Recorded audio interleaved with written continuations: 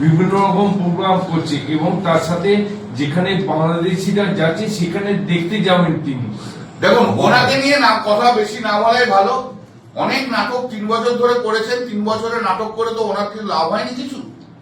উনি 3 বছর ধরে নাটক করলেও 2 বছরের মাথায় 2024-এ আমরা 29 হয়েছি। ওনার দল রাজ্যপালের দল 12তে নেমে গেছে। ঠিক আছে, তাতে লাভটা কি হয়েছে?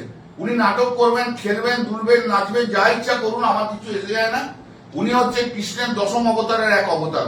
উনি যা ইচ্ছা করতে পারেন। The last question. According to the Constitution of India, টাকা বহন করছে এবং রাজ্য সরকারের টাকা দিয়ে সুভোগ করছেন। এই যে বই লেখা, রাজ্যপাল যে সব বই লিখেছেন সেই বই সত্যি সত্যি পশ্চিমবঙ্গ সরকারের টাকায় বইটা লিখেছেন, মানে পাবলিক এক্সের টাকা খরচা করেছে। তো কেউ গেলে, আপনারাও গেলেন, প্রেস গেল, আমি গেলাম, যে উনি একটা করে বই প্রেজেন্ট দেন, কারণ কেউ বই কেনে না। প্রেজেন্ট করলেও ওনার বই কেউ পড়ে না। তো উনি লিখেই যান, সরকারের পয়সায় লিখেই যাচ্ছে, আর বই গিফট করছেন, কেউ পড়ে না। আপনাদের একটা ঘটনা বলি, গত সপ্তাহে আমাকে বলেছে, আপনাদের সাংবাদিকদের কথা বলছে, দিল্লিতে এরকম সাংবাদিকদের বই গিফট করেছে। তো ভাইফোঁটার সময় এক সাংবাদিক তার আপনাদেরই এক সাংবাদিক বোন, মানে ভাই বোন, তো তাকে যে ফোঁটা দিতে গেছে, তা ফোঁটা দেওয়ার পর সেই সাংবাদিক সেই বোনকে ওর বইটা প্রেজেন্ট করেছে, সিবি আনন্দ ঘোষের বই প্রেজেন্ট করেছে। সে বলে, তুই একটু বস, বলে ও ভেতর থেকে দিয়ে এসে আরেকটা সিবি আনন্দ ঘোষের বই ওটা সাংবাদিক করেছে। তার এই অবস্থা হয়ে গেছে, বুঝতে পেরেছো তো? ওই প্যাকে করে আসে, প্যাক করে নিয়ে যায়। আর এখনো অনেকের সুবিধা হয়েছে, বিয়ে বাড়িতে গিফট কিনতে হয় না, ওটাকে প্যাক করে ভালো করে ওটাকে প্রেজেন্ট করে দেয়, আদান প্রদান। যেটা হচ্ছে পড়া কেউ পড়ে না। আপনি পড়েছেন? আপনারা কেউ পড়েছেন সিবি আনন্দ ঘোষের লেখা বই? বেকার লোক, বেকার কাজ করে যাচ্ছে। ও যত থাকবে তত তৃণমূলের ভোট বাড়বে। আমার চিন্তা করার কারণ নেই।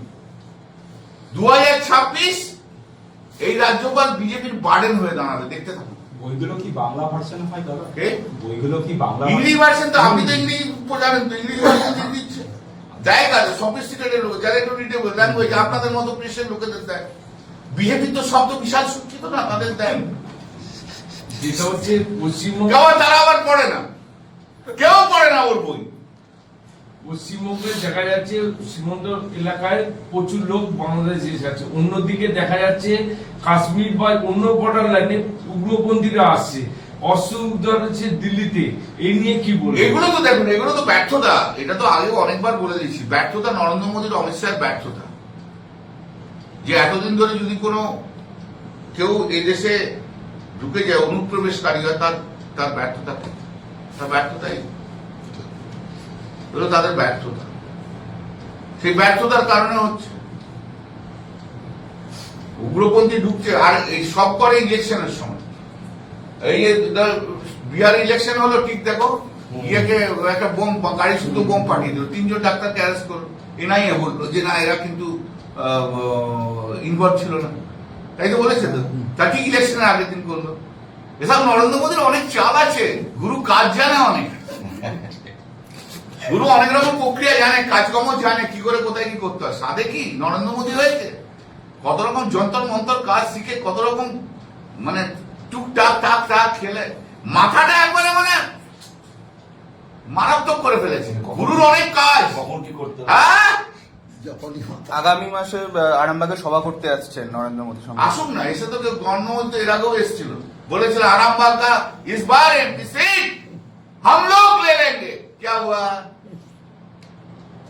ও যত আসবে তত বিজেপি যাবে। বাংলায় আসা যাওয়া, পশ্চিম বাংলার মানুষ কখনো নেতৃত্বে, মানে বাইরের প্রদেশের নেতৃত্বকে মেনে নেয় না বাংলার মানুষ। বাংলায় নেতা না তৈরি করতে পারলে কোনোদিনই কিছু হবে না, আর ওদের বাংলা নেতা তৈরি হবে না। একটা ষাঁড়, গরু, গাধা সব পড়ে রয়েছে।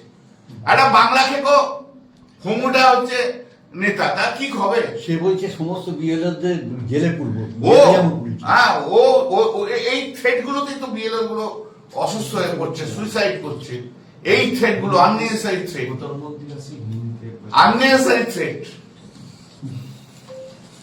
এই থ্রেড গুলো দিয়ে ভয় দেখিয়ে, তাই জন্য বললাম তো ক্রিমিনাল অ্যাকশন নেওয়া উচিত ওই শুভেন্দু অধিকারীর বিরুদ্ধে। who is instigating to commit suicide. বিজেপির কেন্দ্রীয় নেতৃত্ব বড় বড় নেতাদের নির্দেশ দিয়েছে বাংলাতে চলে যাও, বাংলা। এর আগের বার যখন ইলেকশন হয় না, তখন 300 জন এমপি এসেছিল, 300 জন এমপি পশ্চিমবাংলায় ঘুরেছিল ওদের, আর 30 থেকে 40 জন সেন্ট্রাল মিনিস্টার এখানে পড়েছিল। বুঝতে পেরেছো তো? ফল কি? আমরা 215 ওদের শূন্য। ওইসব লোকদের কিছু লাভ হয় না। পশ্চিমবাংলায় এসে বাইরের লোক, বাইরের স্টেটের লোক দাদাগিরি করবে, বাংলার মানুষ মানবে না। বাংলার মানুষ ভোটের দিন বুঝিয়ে দেবে ইভিএম মেশিনে। দাদাগিরি, বাইরের লোকের দাদাগিরি সহ্য করবে না। আর এখানে তো সব অনুর্বর লোক রয়েছে, সবগুলো পাঠা, শিক্ষিত, শিক্ষা টিক্ষা নেই, গরু গাধা। শ্রমিক তো কোনোদিন পশ্চিমবাংলা ঘুরলই না, ও জানেই না কিছু। ও বড় বড় ভালো বক্তৃতা দেয়, বাংলা ভাষায় ভালো ভালো বক্তৃতা দেয়, ও তো বাংলা ঘোরেই নি। আর এখন একটা রাজ্যসভার মেম্বার হয়েছে, ব্যাকডোর অ্যাপয়েন্টি। সুকান্ত মজুমদার বলছে ভোটের আগে শুধুমাত্র প্রধানমন্ত্রী না, অমিত শাহ বেশ কিছুবার আসবেন বাংলায়। অমিত শাহ যত আসবে তত আমরা জিতবো, কারণ অমিত শাহ তো বিদ্যাসাগরের মূর্তি ভাঙবে, রামমোহনকে গালাগাল দেবে, বাংলাকে গালাগাল দেবে। অমিত শাহের কোনো দাম নেই। অমিত শাহের দামটা কোথায়? শোনো, একটা জিনিস জেনে রাখবে, রাজনীতিতে লিডার কিরকম হয়।